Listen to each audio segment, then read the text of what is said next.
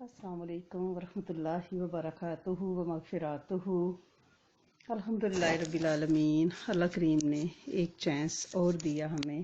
अल्लाह करीम हमारे बैठने को कबूल फरमाएं और हमारी हाज़िरी को लगाएं इंशाअल्लाह, और खैर के बोल तासीर और अफ़ियत बरकत के साथ अता फरमाएं।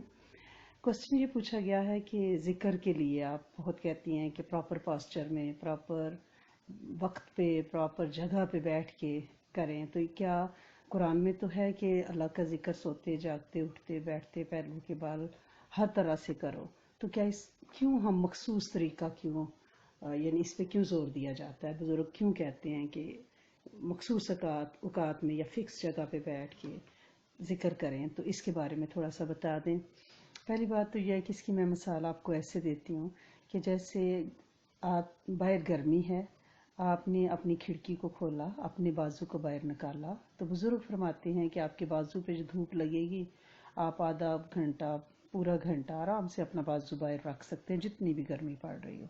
ठीक है ना? बाकी जिस्म आपका अंदर है, लेकिन अगर आप उस बाजू के ऊपर मैग्नीफाई ग्लास रख देंगे, वो वाला शीशा खास अच्छा उसके ऊपर रख देंगे, तो फिर जो सूरज की शुआएं हैं वो एक जगह जमा होके मरकूज होके वो आपके जब बाजू पे पड़ेंगी, तो उस मैग्नीफाई ग्लास के नीचे आपका बाजू आप 1-2 मिनट के बाद ये अंदर खींच लेंगे, क्योंकि उसकी तपश इतनी ज़्यादा हो जाएगी।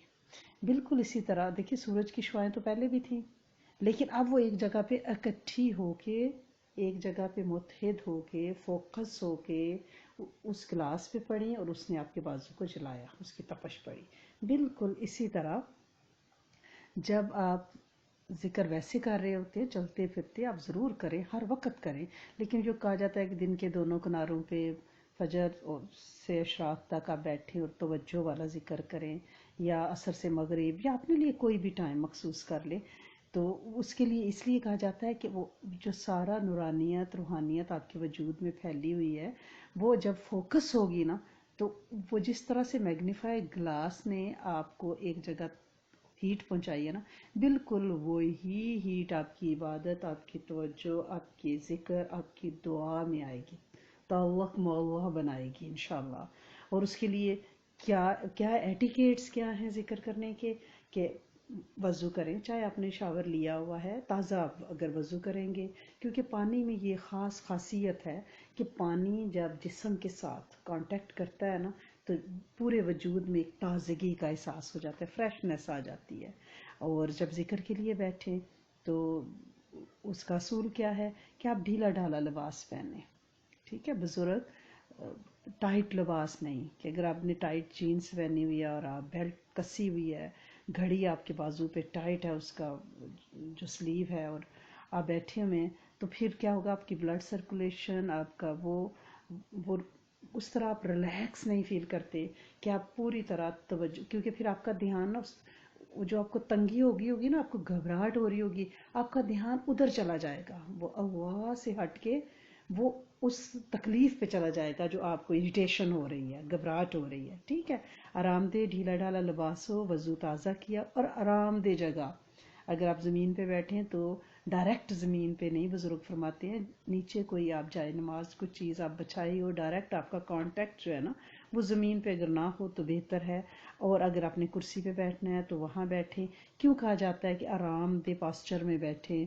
ताकि अगर थोड़ी देर आप ऐसे पास्चर में बैठें, ऐसी जोहत में बैठें जो कि आपका घुटना दर्द करने लग जाए, आपकी कमर में दर्द होने लग जाए, तो फिर आपका ध्यान अल्लाह करीम से हट के आपके दर्द की तरफ हो जाएगा। ठीक है ना? तो लिहाजा आपने कंफर्टेबल बैठना है, और अच्छा कंफर्टेबल लिबास, अगर सफ़ेद लिबास पहने तो ज़्यादा अच्छा है, उसमें ज़्यादा नूरानियत है। क्योंकि आप देखें कि एहराम भी सफ़ेद है, कफन भी सफ़ेद है, और नबी करीम सल्लल्लाहु अलैहि वसल्लम का पसंदीदा जो फेवरेट लिबास है वो भी सफ़ेद है।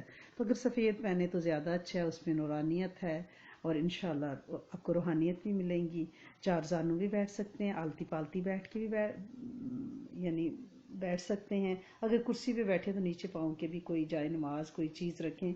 बुज़ुर्ग तो ये है कि अपने ज़िक्र में वो फरमाते हैं कि जैसी चीज़ के ऊपर बैठ के आप ज़िक्र करेंगे ना, वही तासीर आपको बैठे मिलेगी। जैसे आपने शेर की खाल के ऊपर बैठे हैं, تو وہ اس میں وہ ویسی جلال ہوگا ذکر میں. اگر آپ بکری کی کھال میں بیٹھے ہیں وہ مسکنت والا ذکر ہوگا. یعنی اس کی تاثیر ملتی ہے جس چیز پہ بھی، جس چمڑے پہ بھی آپ بیٹھے ہوئے ہیں. تو لہٰذا یہ بھی دھیان رہے. اور کمر اور آپ کی جو گردن ہے وہ 90 ڈگری پہ اگر رکھیں گے، کمفرٹیبل ہو کے بیٹھیں گے، حد ادب ہوگی، مؤدب ہوں گے. عطیات کے طرح بھی آپ بیٹھ سکتے ہیں، وہ زیادہ بہتر ہے. خوشبو لگائیں، لیکن خوشبو میں یہ آپ نے دھیان رکھنا ہے کہ جیسے کہ اگر اجتماعی ذکر ہو رہا ہے تو اگر ذاکرین بیٹھے ہیں اور کوئی ایسی خوشبو لگا کے گیا جس میں دوسروں کو الرجی ہے تو پھر کیا ہوگا کہ وہ چھینکے کوئی مارنا شروع ہو گیا تو ساری محفل ڈسٹرب ہو جائے گی. اس لیے ماحول اثر انداز ہوتا ہے کہ کیسا ماحول ہے، اس میں کیسی خوشبو ہے. تو یہ دھیان سے بغیر الکحل کے جو آپ اچھی قسم کا لائٹ جو ہے نا عطر وہ استعمال کریں. اور یہ بھی ہے کہ اگر عطیات بیٹھے ہیں تو ہاتھ کیسے رکھیں نا، آپ عطیات کی طرح بھی ہاتھ رکھ سکتے ہیں. اور اگر لیکن یہ ہے کہ آپ کی توجہ ڈائیورٹ نہیں ہونی چاہیے، ٹھیک ہے نا. اور بعض لوگ جو ہیں وہ اس طرح بھی اپنے ہاتھوں کو رکھتے ہیں کہ جیسے شہادت کی انگلی اور انگوٹھا دونوں ہاتھوں میں، انگوٹھے کو ساتھ والی انگلی کے ساتھ گول دائرہ بنا لیتے ہیں.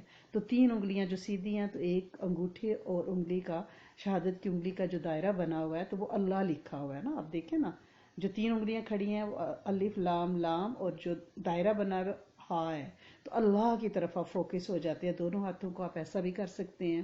بزرگ اس طرح سے یہ ان کا طریقہ کار رہا ہے. اور بعض بزرگ تو وہ جو ناک کو، ایک ناک کو بند کر کے، جیسے آپ پریکٹس ذکر کی کرتے ہیں تو اس کو آپ نے دائیں ناک کے نتنے پہ ہاتھ رکھا اور بائیں سے آپ نے سانس کو اندر کھینچا، اور پھر بائیں پہ رکھا تو دائیں نتنے سے آپ نے سانس کو باہر نکالا. تو اس کو کہتے ہیں شمسی تنفس. یہ جو آپ کی رائٹ سائڈ ہے نا اس کو سن کہتے ہیں، سورج. شمسی تنفس جو رائٹ سائڈ سے سانس لیا جاتا ہے نا، کیونکہ آپ کا جو دایاں پورا حصہ ہے وہ شمسی سائڈ ہے، ٹھیک ہے. اور جو بائیں پوری سائڈ ہے وہ قمری سائڈ ہے. تو قمری تنفس اور شمسی تنفس اس کو کہتے ہیں. اور صوفیہ میں یہ طریقہ ازلوں سے رائج ہیں یہ طریقے. اب سے دم کا جو طریقہ ہے اس میں یعنی کوئی نئی چیز نہیں ہے. اور اگر آپ نے جیسے آپ نے فوکس کرنا ہے کہ لفظ اللہ تصور بھی اللہ کا، یعنی اللہ کی طرف آپ کا دھیان دینا ہے. اور ذکر جو ہے نا یہ فرسٹ لیول ہے، یہ سمجھیں کہ کنڈر گارڈن ہے جو آپ کی روحانیت کی سیڑھیاں نا. پھر اس کے بعد مراقبہ آتا ہے. بعض لوگ ڈائریکٹ مراقبے ہوتے ہیں تو اس میں ابھی انہوں نے پہلی سیڑھی تو پڑھی نہیں ہے کہ آپ کے جی کے بچے کو آپ 5th کلاس کا سلیبس کرنے کو دے دو، پلس مائنس ملٹیپلیکیشن، تو اس کو تو نہیں آئے گی نا. تو لہٰذا صوفیزم میں مراقبہ سیکنڈ لیول ہے، ذکر فرسٹ لیول ہے. تو ذکر سے خیال کو متحد کرتے ہیں، ٹھیک ہے نا، فوکس کرتے ہیں. یعنی جیسے میں نے آپ کو میگنیفائی گلاس کا کہا ہے نا کہ سارے خیالات کو اکٹھا کر کے اس کی روشنی دل پہ ڈالی جاتی ہے، اور وہ کنسنٹریشن جو آپ کو یکسوئی حاصل ہوگی وہ پرفیکٹ ہوگی. تو بعض لوگ کہتے ہیں کہ ہم ذکر میں بیٹھتے ہیں ہمیں نیند آنے لگتی ہے. تو نیند کیوں آنے لگتی ہے کہ عمومی طور پہ ہم کیا کرتے ہیں، ہمارا دماغ جو ہے ملٹی ڈائمینشن ہوتا ہے، بکھرا ہوتا ہے، ٹھیک ہے نا. وہ ادھر ادھر گھوما ہوتا ہے، وہ کھچاؤ کا شکار ہوتا ہے. یہ کام رہ گیا، وہ رہ گیا، آفس کی فائلیں، گھر کے کام، بچوں کو اسکول سے پک کرنا، سارا دماغ جو ہے نا کھچا ہوتا ہے. اب جب ذکر شروع کرتے ہیں تو وہ تاریں ڈھیلی ہونے لگتی ہیں، ہم ایک جگہ فوکس ہونے لگتی ہے، پریشر کم ہونے لگتا ہے. اور جب دماغ پہ پریشر کم ہوتا ہے نا تو پھر نیند آنا شروع ہو جاتی ہے. اور جبکہ اللہ پاک کیا فرما رہے ہیں کہ خبردار، اللہ کے ذکر سے ہی دل کا سکون ملتا ہے، ٹھیک ہے نا. اللہ کے ذکر میں دل کا سکون ہے. لوگ اس کو دولت میں ڈھونڈتے ہیں، گاڑیوں میں، فونوں میں، ڈراموں میں، فلموں میں، جسموں میں. تو اللہ نے تو رکھا ہے دل میں. ذکر جو ہے وہ اللہ کے ذکر میں دل کا سکون اللہ پاک نے رکھا ہے. ہم اسے کہاں کہاں ڈھونڈتے ہیں. بالکل ایسے ہی ہے کہ جیسے میں جو ہوں گاڑی کی چابیاں کہیں کمرے میں رکھوں اور میرے بچے جو ہیں وہ اس کو شہر شہر ڈھونڈتے پھریں، تو وہ چابیاں مل جائیں گی ان کو؟ نہیں ملیں گی، وہ تو گھر کے اندر رکھی ہیں. بالکل اللہ پاک نے ذکر میں سکون رکھ دیا ہے، ہم اسے چیزوں میں ڈھونڈتے پھرتے ہیں. تو اس لیے اگر نیند آ جاتی ہے تو اس پہ گھبرانے کی کوئی بات نہیں کہ شیطان غلبے کر رہا ہے، کچھ نہیں کر رہا. اور سیدھے ہو کے بیٹھے، پاسچر بدلیں اس وقت، اور انشاءاللہ آپ متوجہ رہیں گے کیونکہ دماغ ریلیکس کرنے لگا ہے، اس لیے آپ کو نیند آتی ہے. کچھ لوگ یہ بھی کہتی ہیں بچیاں کہ ہمیں گھبراہٹ ہونے لگتی ہے جو ذکر شروع کرتے ہیں. اصل میں ہوا یہ ہے کہ اب تک ہم سکون جو ہے نا وہ کس کو سمجھتے رہے ہیں؟ کم ٹینشن کو ہم نے سکون سمجھا. جب ہمیں تھوڑی کم ٹینشن ہوتی ہے نا تو ہم کہتے ہیں ہائے شکر ہے، بہتر ہوئے، سکون ملا ہے. ٹھیک ہے. لیکن جب ہم ذکر میں بیٹھتے ہیں تو سکون سلولی ہمارے پورے وجود میں داخل ہونے لگتا ہے. تو ہمیں تو عادت ہی نہیں ہے فل سکون لینے کی، کیونکہ ہمیں تو پیس پیس ٹکڑے ٹکڑے کر کے پیس ملا ہے نا.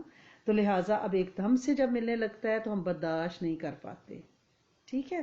اور ہم گھبرا جاتے ہیں. ہمیں یہ سوچیں کہ ہم اگر چاند پہ چلے جائیں، سورج پہ چلے جائیں، پورا پلینٹ سر کر لیں تو پانا تو ہمیں سکون ہی ہے نا. تو لہٰذا اب یہاں ہمیں سکون ملا ہے ذکر میں، تو اب ہمیں گھبراہٹ ہے تو اس میں اپنے گھبراہٹ میں گھبرانا نہیں.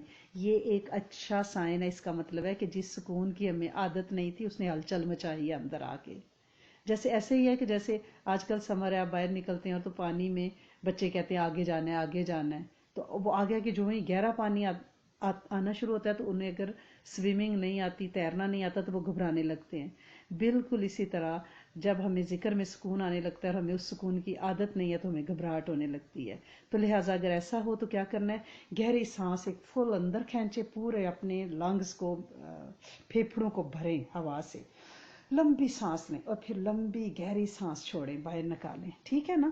اور اگر بعض لوگ کہتے ہیں ہمارا ذہن بھٹک جاتا ہے، ہم ذکر کرنے لگتے ہیں، ہم فوکس ہونا چاہتے ہیں، ہم ہو نہیں پاتے، تو دیکھیں ہم جب بیٹھتے ہیں نا ذکر کرنے تو یوں سمجھیں کہ ایک ٹریفک میں ہم بیٹھے ہیں، ہائی وے پہ بیٹھے ہیں، ساری گاڑیاں چل رہی ہیں، ٹریفک چل رہی ہے. اور دیکھیں اگر ہم ڈرائیو کر رہے ہوں، گاڑیاں چل رہی ہوں، تو ہم گھر آئیں گے تو ہمیں کوئی بھی گاڑی نہیں یاد ہوگی. بس ٹھیک ہے، وہ روٹین کی گاڑیاں تھی، چل رہی تھی، ہم بھی ڈرائیو کر رہے تھے، ہم آگے. لیکن اگر ہم کسی گاڑی سے ٹکرا جائیں، کسی ڈرائیور سے ہمارا جھگڑا ہو جائے تو وہ گھر تک ہمارے ذہن میں سوار ہوگا، اس خیال کو ہم پکڑ کے گھر لے آئیں گے. ٹھیک ہے. تو لہٰذا آپ نے ایسے کرنا، لیٹ اٹ پیس. حرکت میں ہی برکت ہے نا. گاڑیاں چل رہی ہیں اور خیالات آ رہے ہیں، آنے دیں، خود نہ لائیں. خیال آ رہے ہیں، جا رہے ہیں، ان پہ ٹکے نہیں، ان کو پکڑے نہیں. پھر تھوڑی دیر بعد وہ جو آپ کو انرجی حاصل ہوگی نا، وہ ون وے ٹریفک ہو جائے گی. اور پھر آپ کو پتہ ہے کیا فیلنگ آئے گی؟ آپ کی جو اسپائنل کارڈ ہے نا، پیچھے آپ کی کمر میں جو ریڑھ کی ہڈی، اس میں سے ایک لائٹ نیم گرم سی نا ایک لہریں آپ کے دماغ میں منتقل ہوں گی. ایسا لگے گا جیسے نمنس یاری چیونٹیاں نہیں چڑھ رہی ہیں اوپر، وہ فزیکلی آپ کو فیل ہوگا. آپ کو لگے گا کہ آپ کے دماغ میں کوئی گرمی، کوئی ہیٹ، کوئی ٹکور ٹائپ چیز آ رہی ہے نا. لیکن اس میں بھی آپ نے گھبرانا نہیں ہے. بالکل ایسے ہی کہ جیسے کوئی کہے میرا سر دکھتا ہے، کوئی کہے مجھے بہت زیادہ فکر ہو رہی ہے، اور جتنے مرضی اس کے سی ٹی اسکین کرائیں، کچھ بھی کرائیں، ایکس رے کرائیں، اس میں اس کا دکھ اور اس کی وہ گھبراہٹ اور ڈپریشن نہیں آئے گا نا، پرسونیفائی نہیں ہوگا. بالکل اسی طرح یہ فیلنگ بھی کسی مشین میں نہیں آئے گی. یہ جو دماغ کی طرف جاتا ہے نا تو دماغ جو ہے وہ اس کو سکون آنا شروع ہو جاتا ہے. ٹھیک ہے. اور پھر ایسے میں لوگ کہتے ہیں کہ ہمیں بھوک کم لگنی شروع ہو گئی ہے. یہ کیا ہوا؟ ہم نے ذکر کرنا شروع کیا تو ہماری بھوک کم ہو گئی. تو اس میں گھبرانا نہیں ہے، کیونکہ بھوک پیٹ کو نہیں لگتی، بھوک دماغ کو لگتی ہے. دماغ کھانوں کے بارے میں سوچتا ہے، ان کے ٹیسٹ کے بارے میں سوچتا ہے، تو پھر معدہ جو ہے اس کو طلب کرتا ہے. اصل میں وہ طلب دماغ کی ہوتی ہے.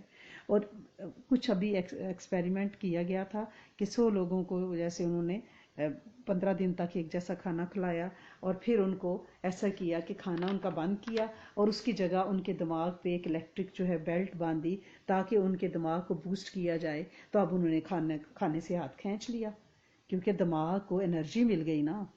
اب ان کی اس کی بھوک کی طلب کم ہوگی. تو گویا یہ جو اوبیسٹی ہے، یہ مینٹل ڈس آرڈر ہے کہ ہمارا برین جو ہے وہ ہر وقت ڈیمانڈ کرتا ہے کھانا کھانے کی. جب برین کو انرجی ملے وہ خود ہو جاتا ہے، فل ہو جاتا ہے، تو اب وہ چارج ہو جاتا ہے. اب اس کے جو وہ ڈیمانڈ ہے وہ ڈن ہو جاتی ہے. تو لہٰذا بعض لوگ کہتے ہیں کہ ہم نے ذکر شروع کیا، ہمارا ویٹ کم ہو گیا. کہ ویٹ اس لیے کم ہوا کہ انہوں نے ذکر کیا، کھانا کم ہوا، پھر ویٹ کم ہوا. گویا یہ ڈائٹنگ، فائٹنگ، لیکن اس کو اپنے ڈائٹنگ سمجھ کے نہیں کرنا.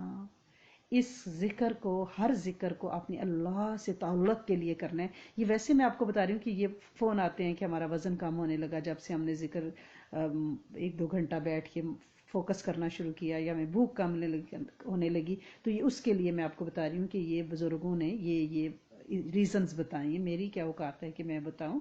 یہ بزرگوں کے سالہ سال کے تجربات ہیں.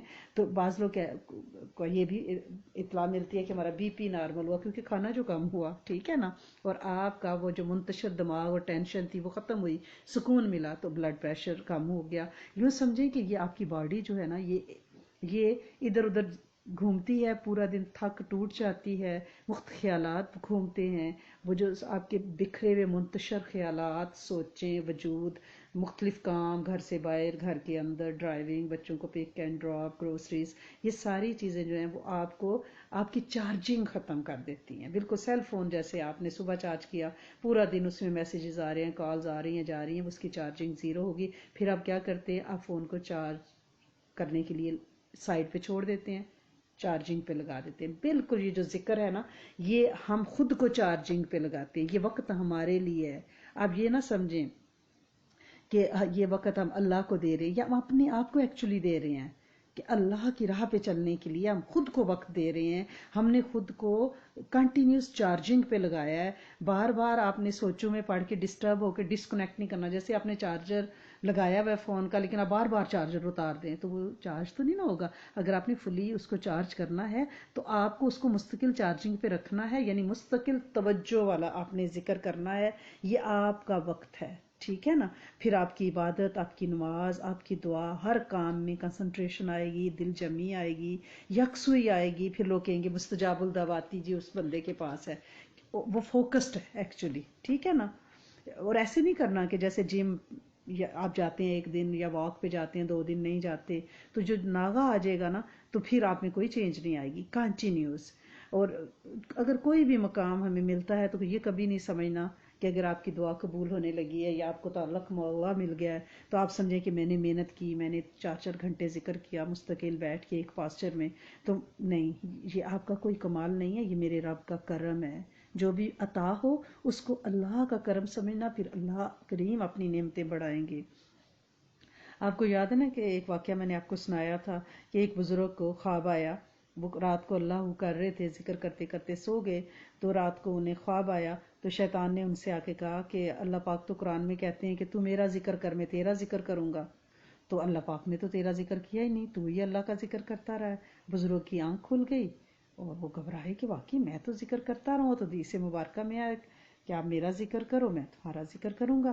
تو دوبارہ سو گئے.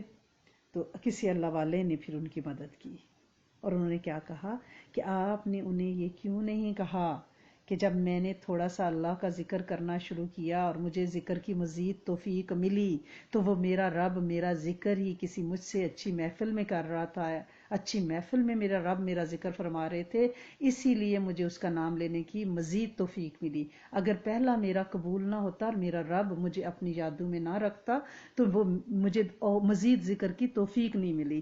گویا اگر ہمیں ذکر کی توفیق مل رہی ہے تو وہ ہمارا کمال نہیں ہے، وہ میرے رب کا کرم ہے، ٹھیک ہے نا.